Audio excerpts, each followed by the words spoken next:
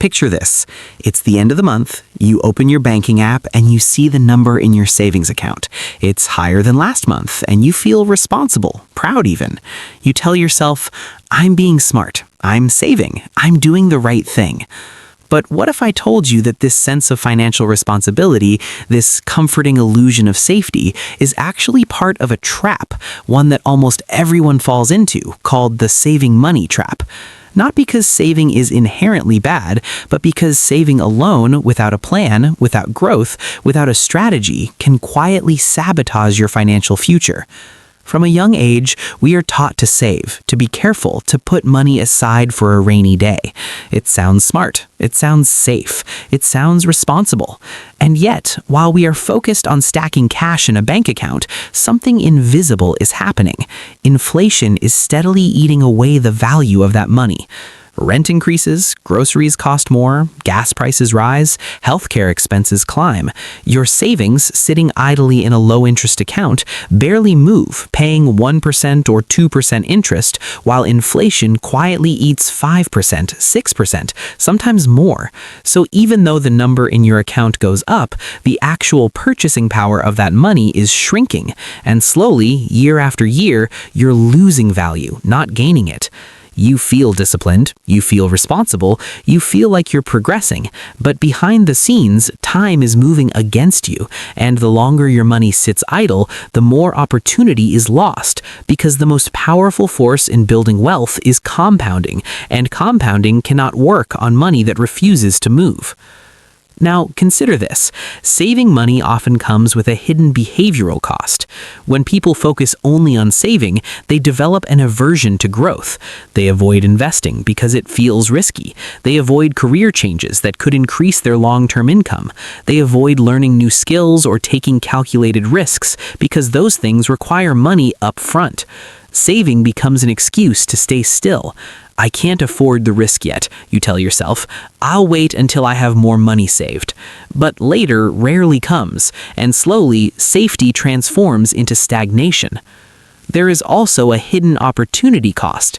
Every dollar sitting idle in a bank account is a dollar not compounding, a dollar not being used to build assets that generate more money. That $500 you save every month may feel good, but over 10, 15, 20 years, if left idle, it loses real value because the cost of living is rising faster than your interest rate. And the most dangerous part is the emotional effect. Saving gives instant gratification. It makes you feel responsible today. Investing delays gratification, sometimes for years or decades. And humans are psychologically wired to prefer short-term rewards. That's why so many people stay trapped in the saving mindset. They prioritize the comfort of certainty today over the growth of wealth tomorrow. And over time, this cautious approach quietly limits their options, keeps them dependent on a single income, and erodes their potential to truly build financial freedom. Another layer of this trap is the way it interacts with career choices. People who focus excessively on saving often stay in jobs they dislike because the savings account provides a false sense of security. They avoid exploring new opportunities because change feels uncertain. They work long hours, feeling safe because the number in their account is increasing, but that comfort slowly drains their ambition. They stop pushing, stop learning, stop leveraging their skills. Safety becomes a cage, a slow and silent prison that makes them productive in the short term, but powerless in the long term.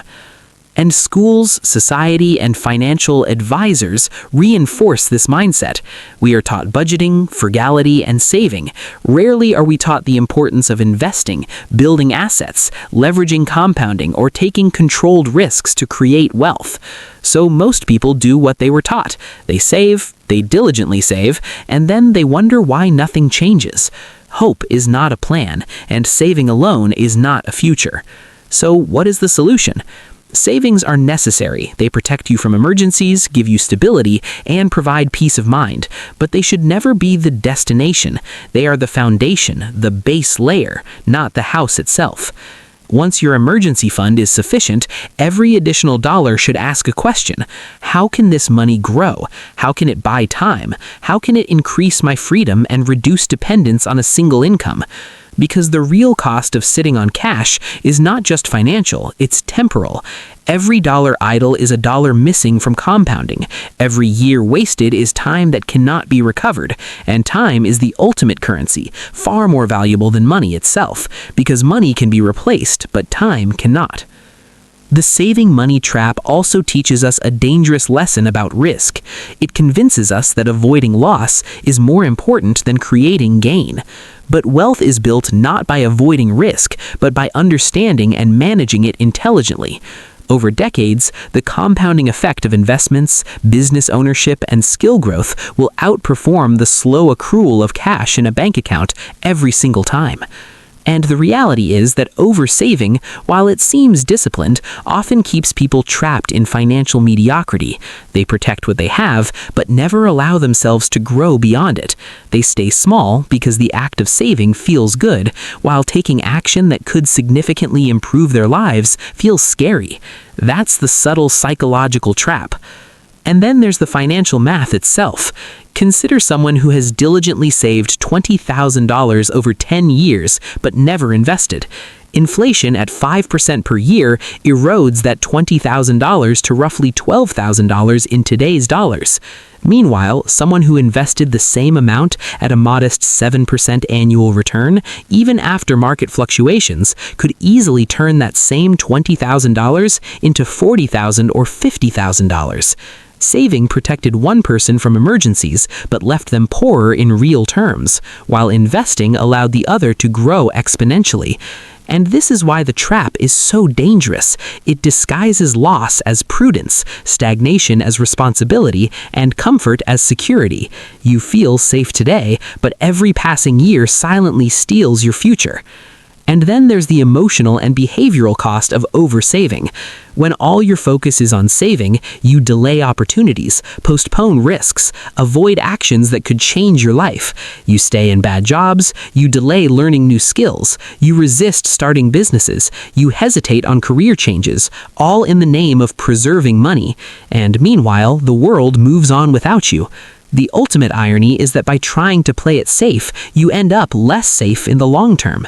Your money hasn't grown, your skills haven't grown, and your freedom hasn't expanded. So how do we escape this trap?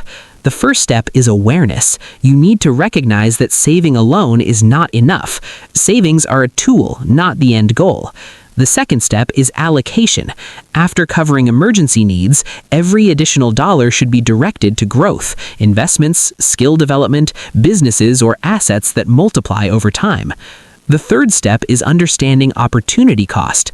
Every idle dollar is a lost chance for compounding. Every delayed decision is a lost chance for growth.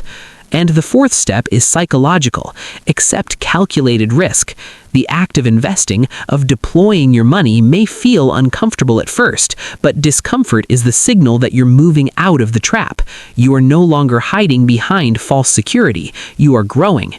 And finally, measure your life not just in dollars saved, but in dollars grown and time earned.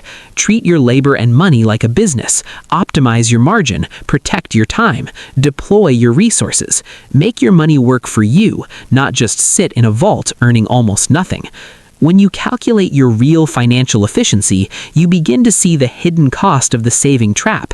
You begin to understand the lost potential of idle money, and you begin to treat every dollar as an asset capable of generating time, freedom, and growth. And that's the real lesson. The saving trap is invisible, seductive, and feels good, but it subtly destroys wealth, stunts growth, and robs you of time.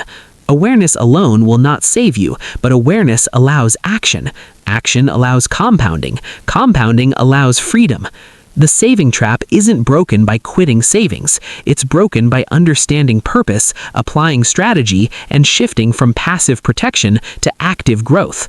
So this weekend, sit down with your bank accounts, your spreadsheets, your credit card statements, and run the numbers. Calculate what's idle, what's growing, and what's lost to inflation. Ask yourself how each dollar can work for you, and start shifting funds from passive savings to productive growth. This is how you escape the trap. This is how you reclaim control over your finances. And this is how you begin to turn discipline into real wealth, time, and freedom. Remember, the goal isn't to save forever. The goal is to deploy intelligently, to grow consistently, and to make every dollar count for the life you want, not just the life you feel safe in. The saving trap is real, but once you see it, understand it, and act on it, it stops controlling you. Your money stops being a liability sitting in a bank and becomes a tool that builds freedom, choice, and a life you control. And that is the truth that no one tells you. But now you know.